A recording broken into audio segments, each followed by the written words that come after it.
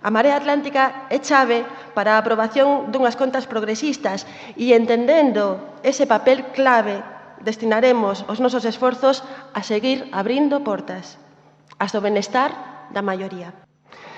Celebramos que o Partido Socialista cambiara de actitude con respecto ao pasado mandato, que a Coruña non teña que padecer os efectos do bloqueo partidista para que, por fin, se podan materializar proxectos de vital importancia para a cidade. A Marea Atlántica tampouco lle pon o copyright ás súas políticas, máis ben lle pon un copyleft para que se usen, se avancen, se amplíen e redunden no benestar da maioría.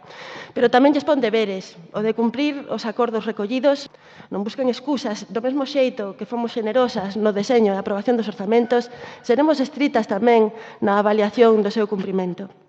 E gustaríame preguntarlle aos membros do Partido Popular e tamén de Ciudadanos que se sinte cando dende o Congreso do Estado se incita ao transfuguismo, se revolve as institucións do Estado e se tenta impedir a consolidación dun goberno resultado dunhas urnas e dun procedimento democrático e de diálogo. Polo que se ve, teñen pensado continuar coa estrategia de belixerancia e de crispación tan reiterativa cando non son vostedes os que gobernan. Unha vez máis, votarán en contra dos orzamentos beneficiosos para a cidade sen ter feito pública ata agora ningunha única proposta.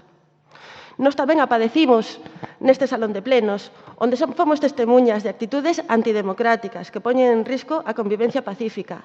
Nós tamén sufrimos o bloqueo, a difamación e a persecución xudicial que finalmente quedou en nada, como non podía ser de outro xeito, porque non todos somos iguais, señora Gallego.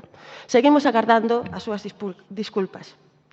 Pero cada ataque, cada mentira, cada amenaza fainos máis fortes e incrementa o seu aillamento.